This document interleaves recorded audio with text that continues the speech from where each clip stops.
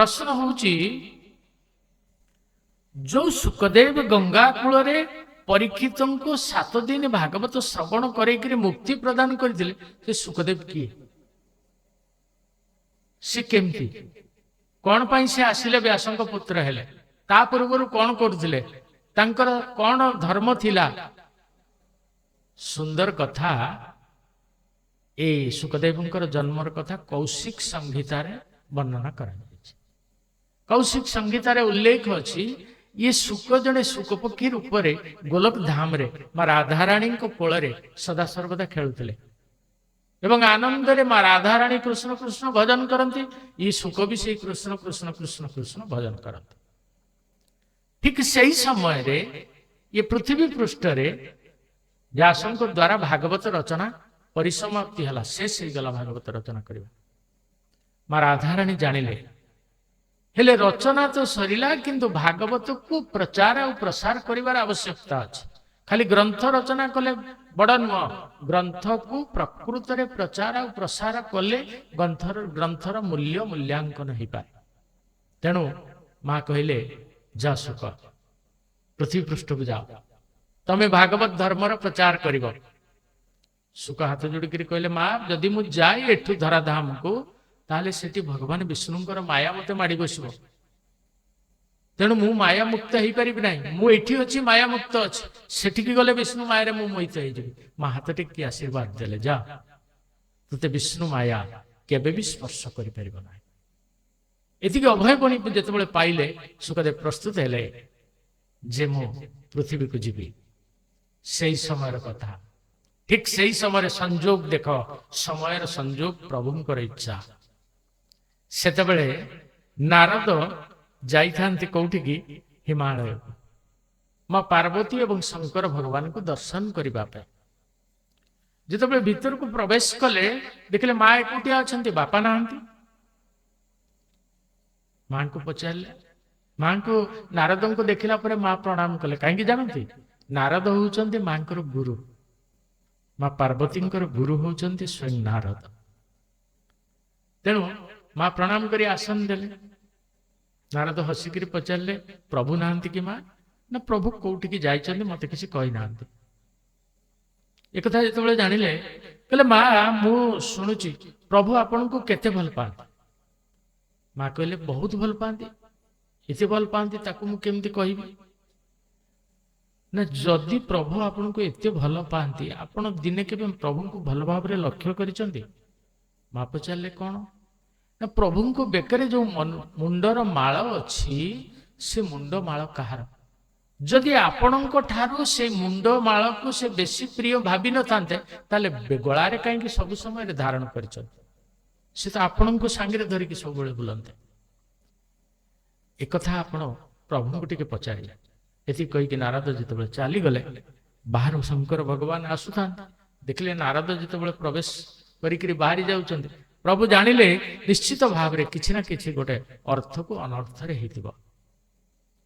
नारद किंतु सूचना देकी गले प्रभु माँ भितर अपेक्षा करिसंती आपनकु अपेक्षा रे अछंती आपण शीघ्र जांतु। तेणु शंकर भगवान भीतर को गले जेतेबेले गले माँ विषन्न बदन रे बसछंती प्रभु जाइकिरी जानि पारले सब कथा किछि ना किछि गोटे हेछि। तेणु पचारले जे कोन हेछि कोन पई तमे दुखित अछ। माँ कहले आगे मो प्रश्नर उत्तर दियो तापरे जहा। प्रभु कहले प्रश्नर उत्तर तो मु दबा पई प्रस्तुत अछि जहा पचारिबो मु उत्तर देबे ना ताहले कुह तमे जो बेकरे एते असंख्य मुंडर माळ धारण करिछ ई की कोन पई तमरे एते प्रिय। शंकर भगवान कहउचंती देवी तमे केवल ई गोटिए रूप रे नुह अनेक असंख्य अवतार तमर अनेक रूप तमर अनेक नाम तमर। तेणु जेतेबेले गोटे गोटे रूप धराधाम रु चली जाए स्मृति स्वरूप तमर से रूपर मस्तक को मो बेकर माल करी पिंधिछि ये आज नुह सृष्टि आरंभ रू।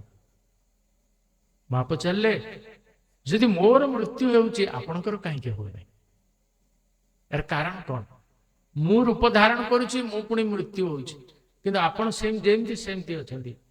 प्रभु कहले मुझे अमर कथा जाने जो अमर कथा पाई मोर मृत्यु हुए ना, किंतु जेहेतु देवी तुमको जना ना तमर मृत्यु घटुची।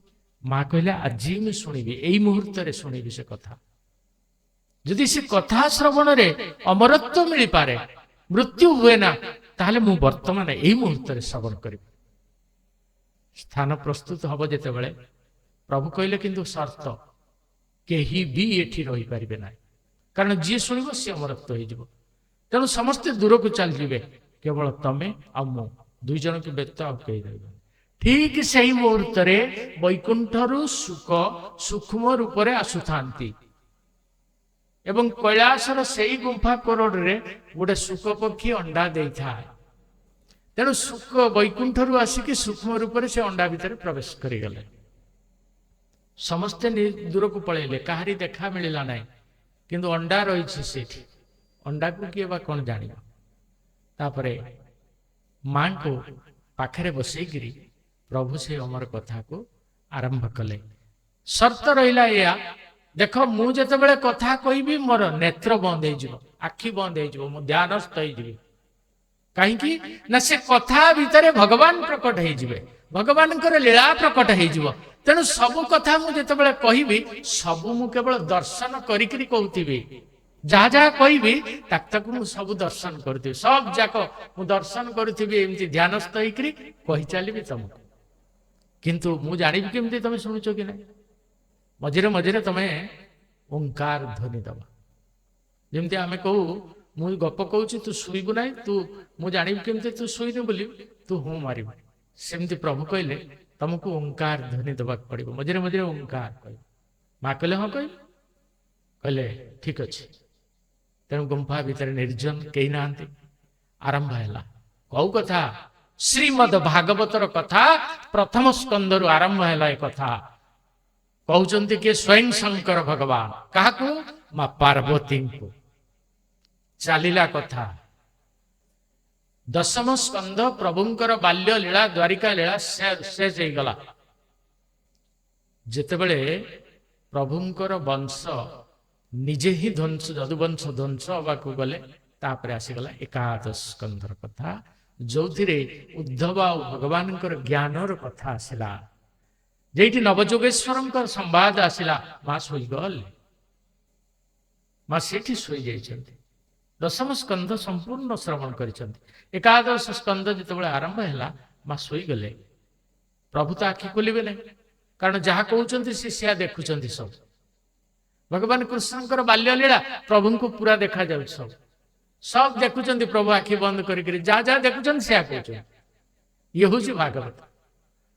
तेणु किंतु माँ जिते शोईगले से ओंकार शुभुता। ओंकार केमती शुभिला ना, जो सुख पक्षी अंडारे थिला भागवत कथार प्रभाव रे से गोटे रूप धारण कर ये कथा शुणु शुणु सी शरीर प्राप्त हो गला एवं सेठी बसिकी सी ओंकार ध्वनि देवाक लगला। देख ब्रह्म ज्ञान एमती ज्ञान जी कौन न करी दे पारे। तेणु सेठी बसिकी से ओंकार देला। तापरे जेतेबेले द्वादश स्कंध परिसमाप्ति है प्रभु आखि खोलिदेले, कारण आउ प्रभु अंतर ध्यान हो गला। आउ तो लीला ना, ज्ञान ना, सब कथा सरीगला, महाप्रलय हो गला। तेणु जिते सब सरीगला प्रभु आखि खोलिदेले, सरीगला शेष आउ ना। देवी माँ शोई जाइछन। जिते देवी की माँ को देखिले पचारे, माँ कहते अच्छा प्रभुकर द्वारिका लीला शेष हो गला परे तापर कौन है। शंकर भगवान आश्चर्य हो गले, कहले अरे द्वारिका लीला परे मु द्वादश स्कंद परिसमाप्ति कलिनी, तमे कौन किसी शुणी ना मुझे तो किसी शुणी ना, कौन पाई ना मो निद्रा चली गली ना। ताले ओंकार किए कहूला, मुझे कहूली मो कान ओंकार ध्वनि आसुला कौट चारिआड़ को चाहिए। सेत सुखदेव सुखपक्षी रूप सब श्रवण कर सारी। समस्त ब्रह्म ज्ञान ये भागवत ज्ञान तांको अमरत्व कर दे था। शंकर भगवान उठेले त्रिशूल, अरे ये तो अमरत्व प्राप्त हो गला। जहाँ को कई श्रवण करने कथा नुहे ये श्रवण करगला। ये भागवत जहाँ को उक्त थिला आज प्रचार हो कथा कहीकि मारिबा पई गोड़े। ଶୁକ ପକ୍ଷୀ ଉଡ଼ି ଉଡ଼ିକିରି ଦୌଡ଼ିଲା ଯାଇକିରି ବ୍ୟାସ ପତ୍ନୀ ବିଥିକା ବସିଥାନ୍ତି ଦାଣ୍ଡରେ, ଆଶ୍ରମର ବାହାରେ ବସିଥାନ୍ତି। ହଠାତ୍ ମାଙ୍କୁ ହାଇ ଆସିଲା। ଯେତେବେଳେ ହାଇ ଆସିଲା ସେ ପାଟି ଆଁ କରିଦେଲେ। ସୂକ୍ଷ୍ମାତି ସୂକ୍ଷ୍ମ ରୂପରେ ଶୁକଦେବ ତାଙ୍କ ଗର୍ଭକୁ ପ୍ରବେଶ କରିଗଲେ। ଯେତେବେଳେ ପ୍ରବେଶ କରିଗଲେ କିନ୍ତୁ ଶଙ୍କର ଭଗବାନ ସବୁ ଦେଖିପାରୁଛନ୍ତି। ତ୍ରିଶୂଳ ଉଠେଇଲେ ମାରିବା ପାଇଁ। ବ୍ୟାସ ଆଶ୍ରମ ବାହାରକୁ ଆସିଲେ। ବ୍ୟାସଙ୍କ ଆଶ୍ରମର ନାମ ହେଉଛି ସୌମ୍ୟପ୍ରାସ ଆଶ୍ରମ, ଆଜି ବି ଅଛି। ବଦ୍ରିକା ଆଶ୍ରମ ଗଲେ ଦେଖିବେ, ଟିକେ ଉପରକୁ ଅଛି ସିଏ, ସେଇଠି ବି ଅଛି ତାଙ୍କ ଆଶ୍ରମ। ତେଣୁ ସେଇଠି ବ୍ୟାସ ବାହାରକୁ ଆସିକରି ପଚାରିଲେ, ପ୍ରଭୁ ଆପଣ ଇଏ କଣ କରିବା ପାଇଁ ଯାଉଛନ୍ତି? ଆପଣ ଗୋଟେ ସ୍ତ୍ରୀ ହତ୍ୟା, ଗୋଟେ ବାଳ ହତ୍ୟା, ଦୁଇ ହତ୍ୟାର ଅପରାଧକୁ ଆପଣ ନେବା ପାଇଁ ଯାଉଛନ୍ତି। କି କେଡ଼େ ବଡ଼ ଭୁଲ ନା। ଚଢ଼େଇଟିଏ ମୋ କଥା, ଅମର କଥା ଶ୍ରବଣ କରି ଆଜି ଅମରତ୍ୱ ପାଇଗଲାଣି, ତେଣୁ ମୁଁ ତାକୁ କେବେ ବି ସହଜରେ ଛାଡ଼ିବି ନାହିଁ। କହିଲେ ଦେଖନ୍ତୁ, ଯିଏ ଅମର ହେଇଗଲାଣି ତାକୁ ଆପଣ ମାରିବେ କେମିତି କୁହନ୍ତୁ? ଅମର ପାଇଥିବା ଲୋକକୁ ତ ମାରିବା ସମ୍ଭବ ନୁହେଁ। ତେଣୁ ସିଏ ତ ଅମର ହେଇଯାଇଛି, ତାକୁ ପୁଣି ମାରିବେ କେମିତି ଆପଣ?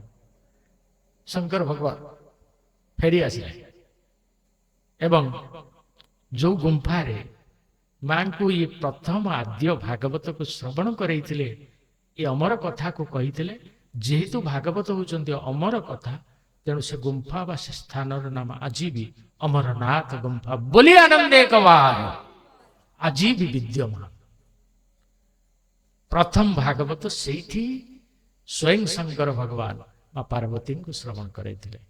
ତାପରେ କିଛି ଦିନ ପରେ 12 ବର୍ଷ ମାତୃ ଗର୍ଭରେ ଶୁକଦେବ ରହିଲେ ଏବଂ ଶେଷରେ ବ୍ୟାସଙ୍କ ଅନୁରୋଧରେ ଜନ୍ମ ମାତ୍ରେ ଜଙ୍ଗଲ ଭିତରକୁ ସନ୍ନ୍ୟାସ ବ୍ରତ ଗ୍ରହଣ କରିବା ପାଇଁ ଚାଲି ଯାଇଥିଲେ ଏବଂ ଯେତେବେଳେ ଚାଲିଗଲେ ବ୍ୟାସ ଆଉ ତାଙ୍କୁ ଫେରେଇ ପାରିଲେ ନାହିଁ। ଭାଗବତ ରଚନା ସରିଥାଏ। ତେଣୁ ଭାଗବତର ପ୍ରଚାର ଆଉ ପ୍ରସାର ହବ କେମିତି? କେହି ତ ଜଣେ ଯୋଗ୍ୟ ପାତ୍ର ହେଲେ ଦେଖ। ତେଣୁ ବ୍ୟାସ ଚିନ୍ତା କଲେ, ମୋ ପୁତ୍ର ଶୁକଦେବ ପରମହଂସ ହିଁ ଏକମାତ୍ର ଯୋଗ୍ୟ, ଯିଏ ଭାଗବତକୁ ପ୍ରଚାର ଆଉ ପ୍ରସାର କରିପାରିବେ। ଆମେ କହିବା ବ୍ୟାସଙ୍କୁ ଆଉ ପୃଥିବୀ ପୃଷ୍ଠରେ କେହି ମିଳିଲେ ନାହିଁ, ତେଣୁ ନିଜ ପୁତ୍ରକୁ ପ୍ରଥମେ ଜନ୍ମ ମାତ୍ରେ ପୁତ୍ର ପୁତ୍ର କହିକି ସ୍ନେହରେ ଗୁଡ଼େଇଥିଲେ। ତେଣୁ ଏତେ ବଡ଼ ଅମର କଥାକୁ ବି ପୁତ୍ର ସ୍ନେହରେ ତାଙ୍କୁ ଦେଇଦେଲେ। ନା, ଏଠି ପୁତ୍ରକୁ ଦିଆଯାଇ ନାହିଁ, ଏଠି ପାତ୍ରକୁ ପ୍ରଦାନ କରାଯାଇଛି। ତାଙ୍କ ଭଳି ମାତୃ ଗର୍ଭରୁ ସମସ୍ତ ଜ୍ଞାନ ପ୍ରାପ୍ତ କରିଥିବା ପରମହଂସ ଆଉ କେହି ନଥିଲେ ପୃଥିବୀ ପୃଷ୍ଠରେ। ଆଉ ସମସ୍ତେ ସଂସାର ବନ୍ଧନ ଭିତରେ ଥିଲେ, ପ୍ରକୃତିର ମାୟାରେ ଥିଲେ, କିନ୍ତୁ ମାୟା ମୁକ୍ତ ପରମହଂସ ଥିଲେ କେବଳ ଶୁକଦେବ। ତେଣୁ ସେ ଚିନ୍ତା କରି ଶୁକଦେବଙ୍କୁ କେମିତି ଆକୃଷ୍ଟ କରାଇବେ ଭାଗବତ ପ୍ରତି ବ୍ୟାସ ଚିନ୍ତା କଲେ। ଦିନେ ଶିଷ୍ୟମାନଙ୍କୁ ଡାକିଲେ, କହିଲେ ତମେ ଯୋଉ କାଠ ସଂଗ୍ରହ କରିବା ପାଇଁ ଜଙ୍ଗଲ ଭିତରକୁ ଯାଉଛ, ସେଠି ମୋ ପୁଅ ଶୁକକୁ କେବେ ଦେଖିଛ? ଶିଷ୍ୟମାନେ କହିଲେ, ହଁ, ବୃକ୍ଷ ମୂଳରେ ବସିକି ସେ ତପସ୍ୟା କରତ।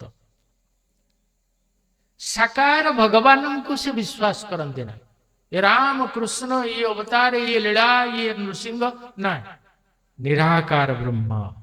ଭଗବାନ ନିରାକାର, ଭଗବାନ ବି ସାକାର। ଜଳ ଯେତେବେଳେ ବହି ଯାଉଛି, ତମେ ତାକୁ ହାତରେ ଧର, ମୁଠେଇକିରି, ଜଣେ କହିବ ମୁଠେ ଜଳ ଆଣିକିରି ଦେଲୁ, ଦେଇପାରିବ କେବେ? ନିରାକାର।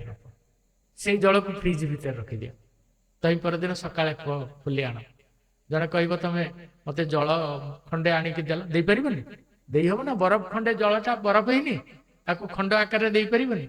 ତେଣୁ ଯେ ନିରାକାର ସେ ସାକାର ହେଇପାରେ, ଯେ ସାକାର ସେ ବି ନିରାକାର ହେଇପାରେ। ଏଥିରେ କିଛି ଭିନ୍ନତା ନାହିଁ।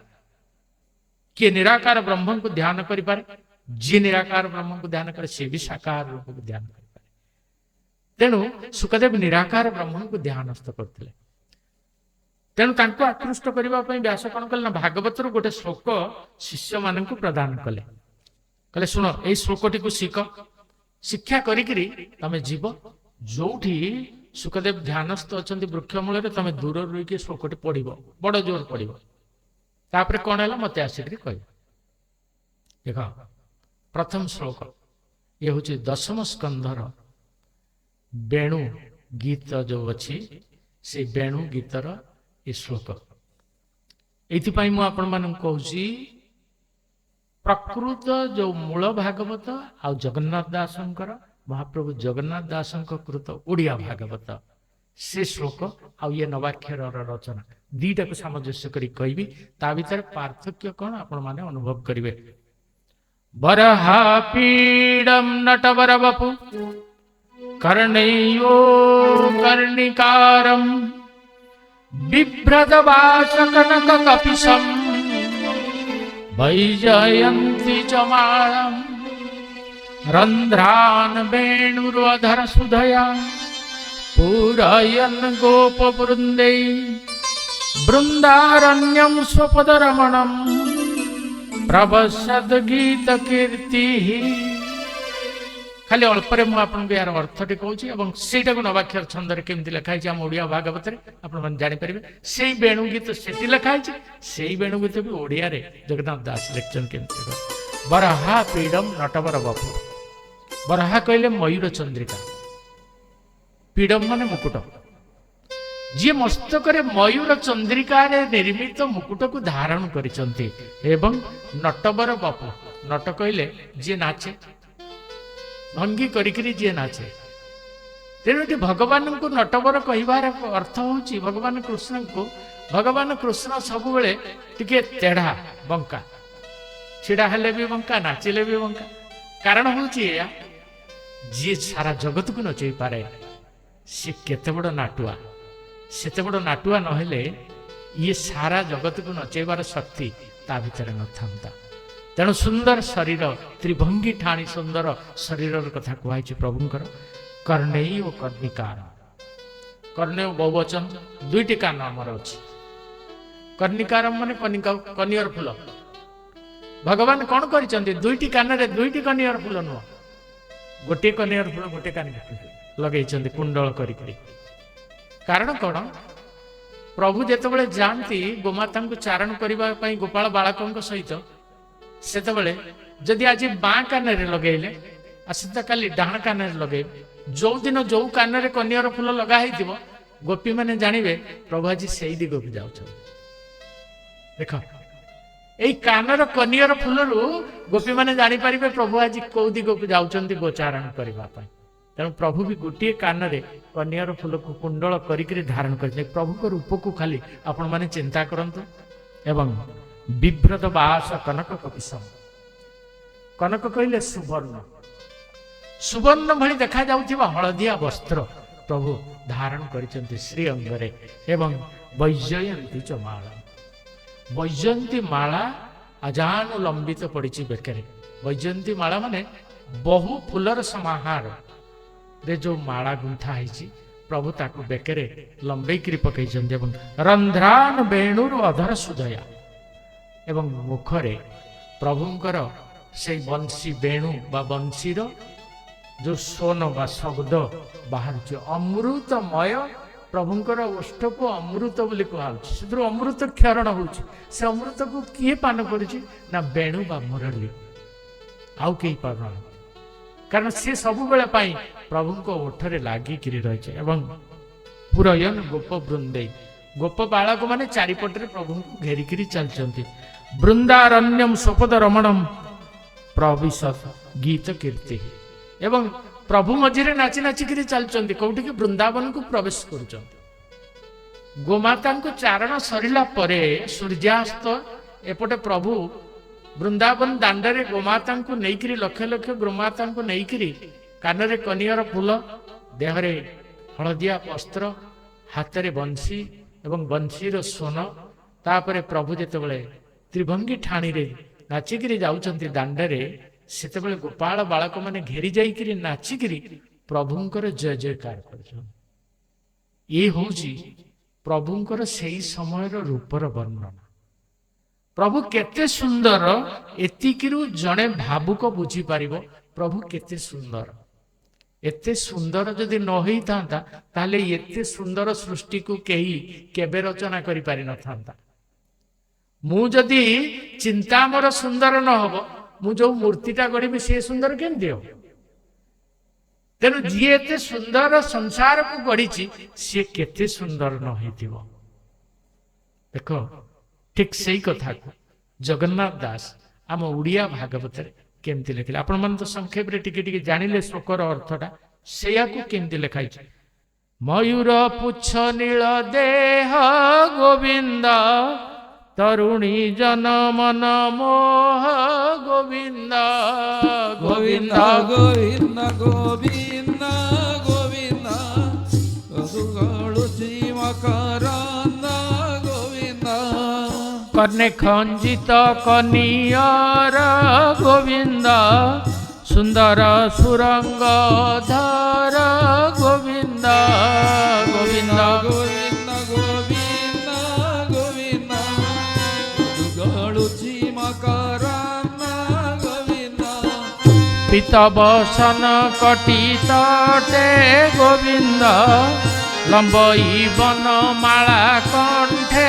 गोविंद गोविंद गोविंद गोविंद गोविंद मधुगाळुची मकरंद गोविंद विविध नट वेश होई गोविंद मधुरे वेणु नाद बाई गोविंद गोविंद गोविंद गोविंद गोविंद मधुगाळुची मकरंद गोविंद चित पल्लव शिखे पूछ गोविंद कटिरे पीत नील काछ गोविंद गोविंद गोविंद गोविंद गोविंद मधुगाळुची मकरंद गोविंद हृदय कदम्ब पद्ममाल गोविंद रंग मूर्तिकाश्रम झाल गोविंद गोविंद गोविंद गोविंद गोविंद मधुगाळुची मकरंद गोविंद बोलिए बालकृष्ण लाल की।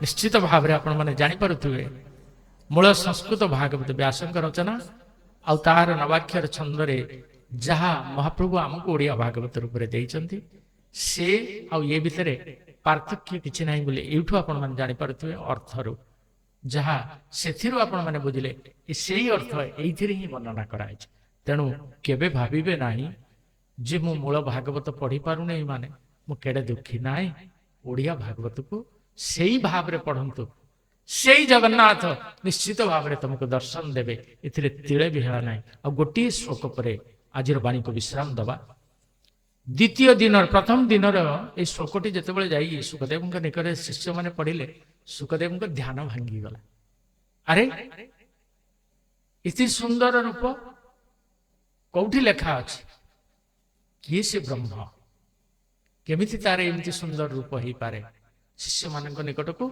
तपस्या उठिकी दौड़ी के आसिले पचारे पुओ पुओ तापरे कौन हैला शिष्य माने कहले तापरे कौन हैला आमे जानि आम गुरुदेव हमको एति शिखैथिले जेति शिखैछने आमे सेति कहलु कहली कोथिरे अछि श्रीमद् भागवत रे ना की रचना करिसंती ना तुमर पिता स्वयं व्यास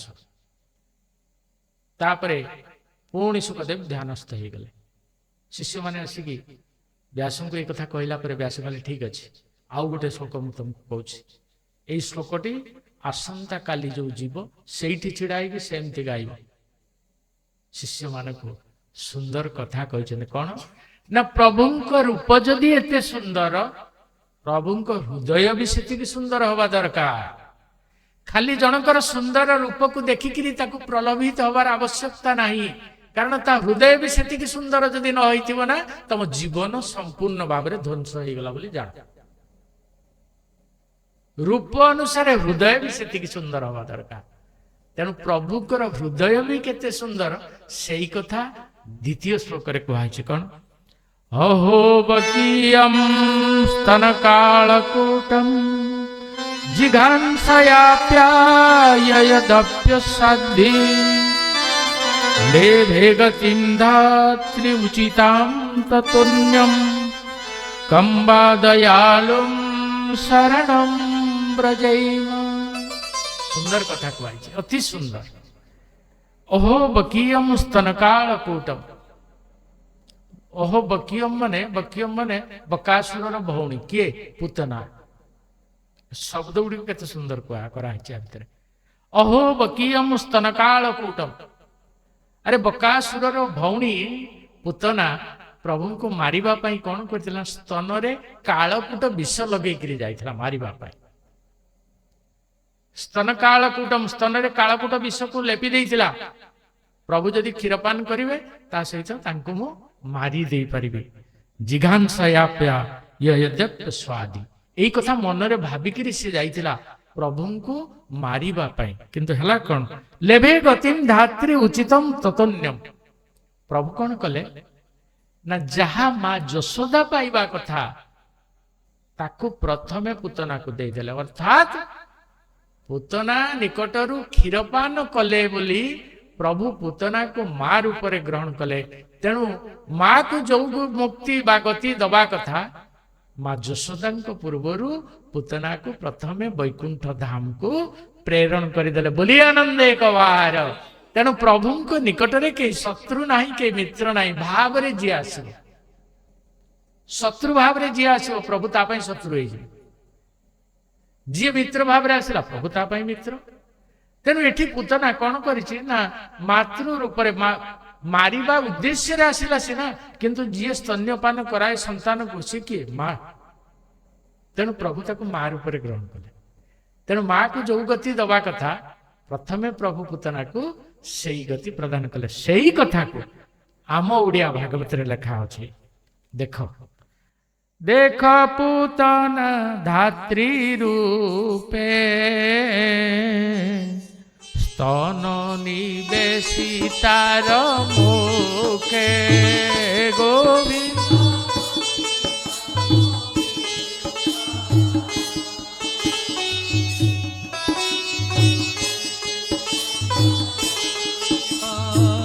क्षीर गरल संगे देई पशिला तार देहे जाई। गोविंद गोविंद गोविंद अधुगाणुचे मकरंद। যশোদা গতি সেই পাই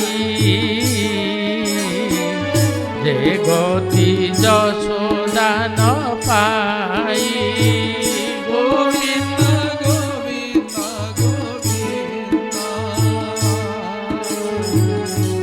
अधुगाणुचे मकरंद। बोले आनंदे कवार। सुंदर कथा। प्रभुंकर रूप सुंदर बोली शुणिकी आसन त्याग करदेले सुखदेव। एटी प्रभुंकर गुण केते सुंदर, तांको हृदय केते सुंदर। जी तांको शत्रु भाव रे मारिबा पई आसिला प्रभु ताको मार कल्याण प्रदान कले। याठू हृदयवान कहार अछि? एभली सुंदर हृदय कहार अछि? सुखदेव व्याकुलित हो गले। कहले चलो मु भागवत शिक्षा करबा पई चाहे। जेमती एक कथा सुनिले शिष्य मानक सहित सुखदेव आसी पहुँचिले व्यासंक निकटरे। व्यास तांको कौपुनी धारण करैबा परे श्रीमद भागवत को प्रदान करथिले। जी गंगा तटरे परीक्षितंकु ए भागवतर कथा श्रवण करैथिबा जोगु आजी आम निकटरे भागवत प्राप्त हेई पारिछि।